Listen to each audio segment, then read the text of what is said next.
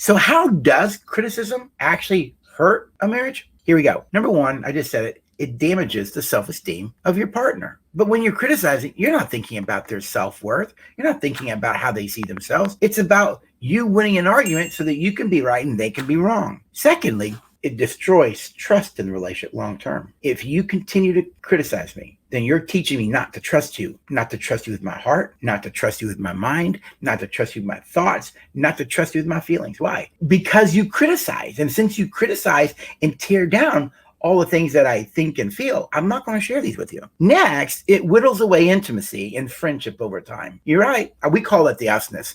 Us wins, you both win. Us lose, you both lose. And the way you know you have us in the marriage is you can feel its presence and you can feel its absence. But criticism, one of the four horsemen, over time destroys that sense of usness to where you don't feel the us anymore. If you watch my Facebook Live, somewhere along the way, I always put this in there. You're going to end up singing that song by the Righteous Brothers. You've lost that loving feeling. That's exactly right. You're going to lose the love and feeling. Why? Why would you want to feel love for someone who constantly tears you down, criticizes you, invalidates you to the point where you go, you're not going to feel love for them over time? Next, another thing that it does, it makes you superior. Criticism makes you superior. And when it makes you superior, you're making your partner what? Inferior. You're better than them. Remember that quote by Gottman? Criticism is when a complaint is expressed as a character flaw. You see, it's done so that you can be right and they can be wrong. You can be smarter, they can be dumber. It destroys the relationship. Another thing that criticism does, it won't get you what you want. It's going to get you the opposite of what you want long term. Criticism will never get you what you want. It gets you the opposite of what you want. And lastly, how does criticism hurt relationships? When it becomes a way of being. Now, I use that phrase way of being because my great teacher mentor is Dr. Lori Gordon. I worked for her, wrote a faith-based version of her work, and I'll tell you, she was a profound influence in my life. Others were like Jerry Mangazi, Dr. David Ferguson, others, mentors like that. But Lori was very profound, and she always had a phrase. You know, we all have a way of being is your pattern, how you do things. All right. When criticism is a way of being, it can transform. This is important. It can transform into being emotionally abusive. It can go there. And these are the reasons, these are the things that criticism does to relationship. So if you don't want criticism in your marriage, what are you going to do different? What are you going to do different? I was never one to criticize a lot in our marriage, only because I learned as a kid, always being afraid of being shocked with a cow prod, not to speak up, right? Now I was manipulative and those kind of things, but I was never one that criticized a lot, only because a lot of times I felt inferior to Luella. I always thought that I was worse off than her, but I had to learn to value myself and value my thoughts and value my feelings.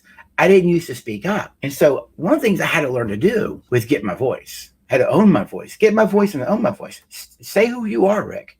Speak up. Say what your thoughts are. State your feelings. And this is one of the things you got to do different. You need to start speaking up. But remember, when you do speak up, let's go back to the four protectors of an us we talked about at the beginning. Always do it with goodwill and respect. You see, criticism is expressed with an intent to demean, to make you superior, them inferior, right? To tear down your partner. You can share your thoughts and feelings, even about issues in the relationship, with goodwill and respect. You can. I can share complaints with goodwill and respect. Criticism is when you share complaints with ill will and disrespect. You hear the difference? So one of the things you can do different is start to make your complaints with goodwill and respect. Now, one of the things that we actually do in our Relate Well program is we actually teach you the skills for doing that around non-nuclear bomb issues and how to do it with nuclear bomb issues, right? Heavy issues, right? So one thing you can do different is you can actually start treating your partner and speaking to them with goodwill and respect, all right? Next, be able to start asking for what you want, not what you don't want. Don't say, I don't want you to do this. I don't want you to do that. Telling me what you don't want me to do doesn't tell me what you want me to do, all right?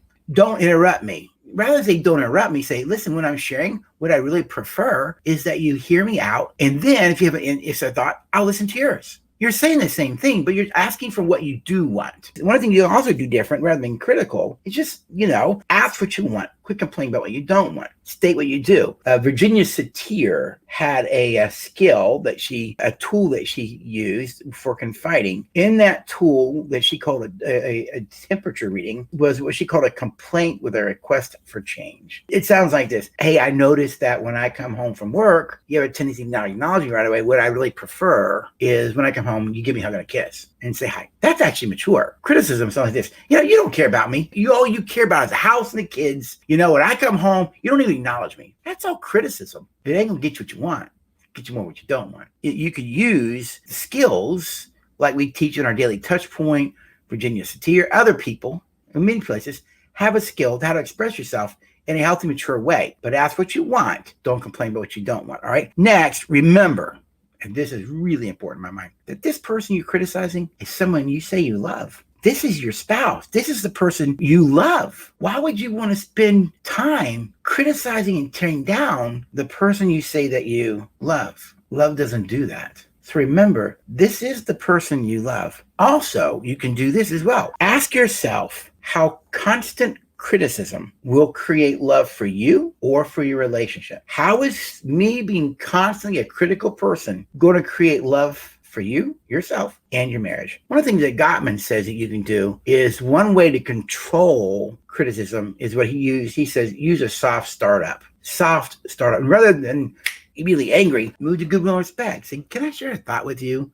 Can I make an observation? Can I share something with you that's troubling me? That's a soft startup. You see, there's goodwill and respect around it. And so when it comes to the 4 horsemen, you really want to stay away from criticism, okay?